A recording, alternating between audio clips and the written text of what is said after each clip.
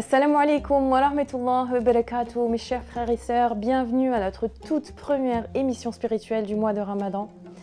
Je suis super contente qu'on soit ensemble pour partager ce moment de réflexion et de connexion. Notre émission Mon Ramadan 2025 est là pour vous inspirer, vous motiver et nous aider tous à grandir dans notre foi, que vous soyez jeune ou moins jeune. L'idée, c'est de cultiver ensemble une foi équilibrée et des valeurs universelles. Chaque jour de ce Ramadan, on parlera d'un thème différent pour mieux comprendre notre religion et renforcer notre lien avec Allah.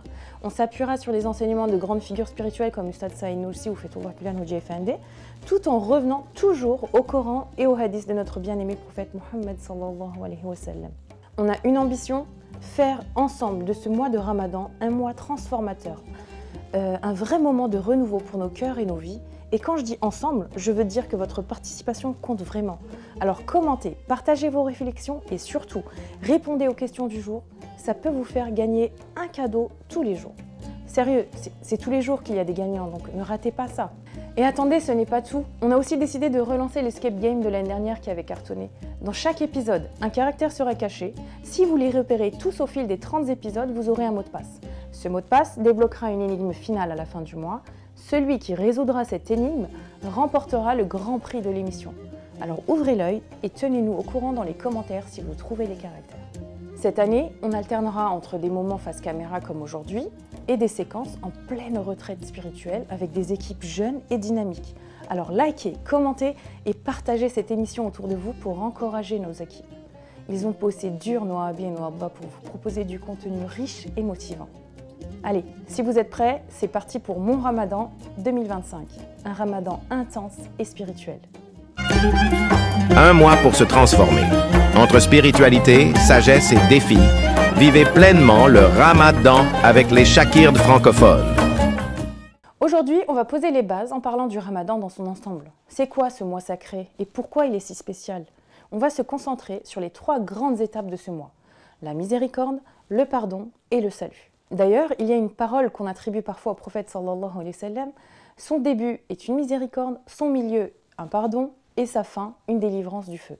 Même si la chaîne de transmission est faible, ça reste une belle manière de voir ce mois, une chance énorme de se rapprocher d'Allah et de purifier nos cœurs. Le Ramadan, ce n'est pas juste une période où on jeûne, c'est bien plus. C'est un moment où on apprend à maîtriser nos désirs, à nous reconnecter avec Allah et à grandir spirituellement. Ustad nous dit dans les Risale-i Nour que c'est comme une école. On y apprend à se discipliner et à ouvrir nos cœurs à la miséricorde divine. Et puis il y a ce hadith qui nous booste encore plus. Quand arrive le mois du Ramadan, les portes du paradis sont ouvertes, celles de l'enfer sont fermées et les diables sont enchaînés. En gros, tout est aligné pour nous aider à revenir vers Allah. C'est un peu comme si Allah nous disait « Donne-moi juste un prétexte pour te pardonner ». Pour imager, je dirais que le Ramadan, c'est comme ces périodes de soldes où il y a de grosses promos. Vous savez, quand on voit tout le monde courir pour avoir les meilleurs deals, eh bien là, c'est pareil, mais pour nos bonnes actions. Elles sont multipliées de 10 à 30 000 fois. Qui pourrait refuser une offre comme ça? Alors, les 3 étapes du mois de Ramadan. D'abord, on a la rahma, ce qui veut dire la miséricorde. C'est le moment où on doit montrer le plus de compassion, aider les autres, demander pardon à ceux qu'on a pu blesser, et ouvrir notre cœur à Allah. La seconde étape, c'est la maghfira, le pardon. C'est l'occasion d'être indulgent envers les autres. Vous savez, si on pardonne, Allah nous pardonne, donc c'est gagnant-gagnant. Et enfin, la najat, c'est-à-dire le salut. C'est notre libération spirituelle, le moment où on coupe les liens avec nos péchés, où on revient pleinement à Allah. Hodji Effendi nous rappelle que le Ramadan, c'est aussi une période pour raviver les valeurs humaines et spirituelles. Qu'est-ce que c'est ça? Alors les valeurs humaines, c'est la compassion, la justice, la paix, la solidarité, l'altruisme. C'est des choses qui vont nous permettre de vivre en harmonie, peu importe nos différences. Ensuite, les valeurs spirituelles, c'est la sincérité, l'ikhlas, la patience, la gratitude, l'amour d'Allah et de sa création. Voici 3 conseils pour profiter au maximum de ce mois béni. Premièrement, se repentir. Prenez un moment chaque jour pour demander pardon à Allah sincèrement et réfléchissez à ce que vous pouvez améliorer. N'oubliez pas que le prophète Mohammed sallallahu alayhi wa sallam se repentait 70 fois par jour, alors qu'il était exempt de tout péché. Deuxièmement, multipliez les invocations. Quand vous sentez la faim ou la soif, souvenez-vous que vos invocations sont acceptées à ce moment-là. Alors profitez-en. Troisièmement, faire de bonnes actions. Lisez le Coran, priez plus, soyez généreux avec vos proches et ceux dans le besoin. C'est vraiment le mois où on doit avoir aucune modération au niveau des bonnes actions.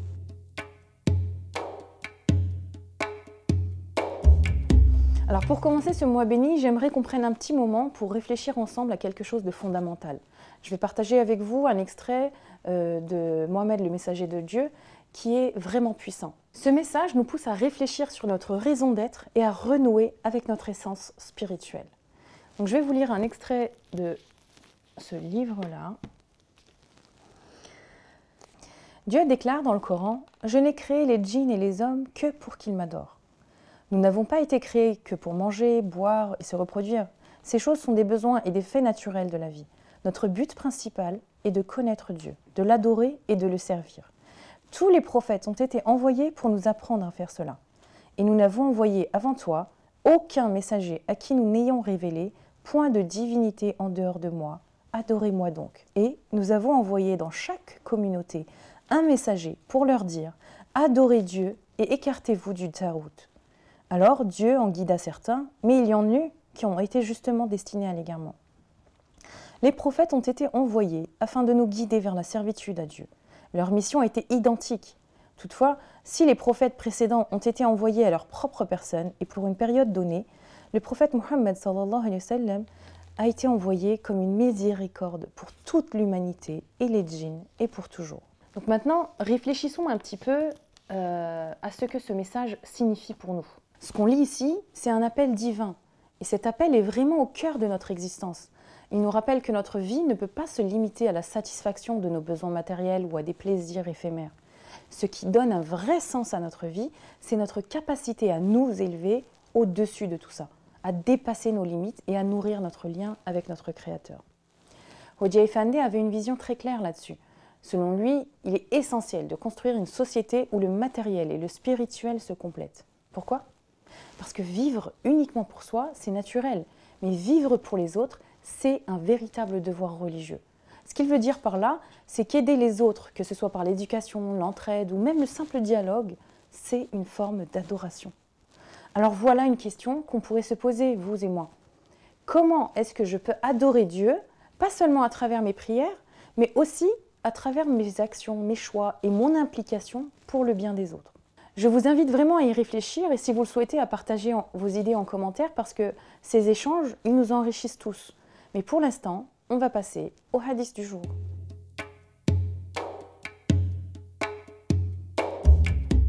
Alors, le hadith d'aujourd'hui, c'est le suivant.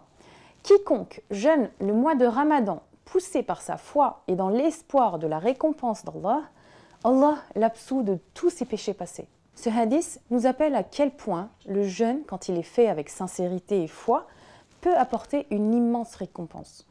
En jeûnant de tout notre cœur, non seulement nos péchés sont effacés, mais on a aussi l'occasion d'un nouveau départ. Vous vous rendez compte ? Allah nous donne chaque année cette chance incroyable de repartir à zéro, de tourner la page sur nos erreurs passées. C'est le moment idéal pour renforcer notre lien avec lui, lui demander pardon et chercher à devenir une meilleure version de nous-mêmes. Et pour vous aider à tirer le meilleur de ce mois béni, on lance aujourd'hui notre planeur de Ramadan. Vous le trouverez en description. Ce planeur, c'est un outil qu'on a conçu spécialement pour vous accompagner dans ce mois de transformation. Il va vous permettre de suivre vos bonnes résolutions au quotidien et d'intégrer les valeurs profondes du Ramadan dans votre vie de tous les jours. Vous y trouverez des prières, des réflexions quotidiennes, des exercices de gratitude et des objectifs spirituels pour faire de chaque journée une nouvelle étape vers une vraie réussite spirituelle. Alors pourquoi ne pas saisir cette opportunité pour commencer dès maintenant ? Chers frères et sœurs, le Ramadan est un mois extraordinaire. Une chance unique de repartir sur de nouvelles bases, de se purifier et de se rapprocher d'Allah. Alors saisissons cette opportunité.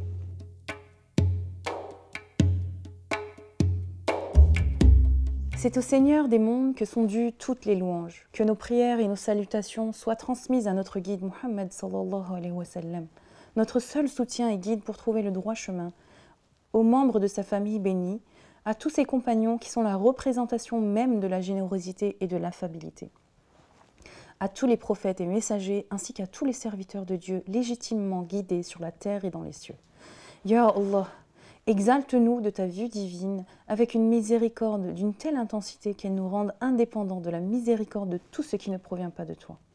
Ya Allah, nous implorons de ta part une faveur et une bienveillance d'une telle intensité qui puisse nous libérer de toutes les faveurs et de tous les bienfaits qui ne proviennent pas de toi.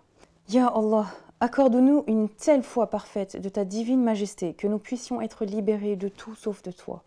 Ya Allah, fais que nous puissions vivre l'islam de telle manière que tu en sois pleinement satisfait et libère-nous du souci de plaire à autrui. Ya Allah, accorde-nous une telle conscience spirituelle qu'elle nous éloigne de toutes les choses qui ne nous rapprochent pas de toi et qui ne contribuent pas directement à la sagesse de notre création. Amin.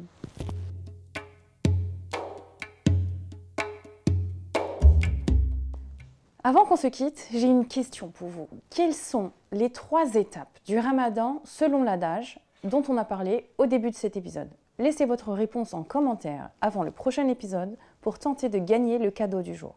Et rappelez-vous les amis, le Ramadan c'est bien plus qu'un mois de jeûne. C'est un mois de miséricorde, de pardon et de transformation. Alors profitons de chaque instant pour nous rapprocher de notre Créateur et répandre autour de nous la paix, la bienveillance et la solidarité. Merci d'avoir été avec nous aujourd'hui. On se retrouve demain pour un nouvel épisode de mon Ramadan 2025. Assalamu alaikum wa rahmatullahi wa barakatuh.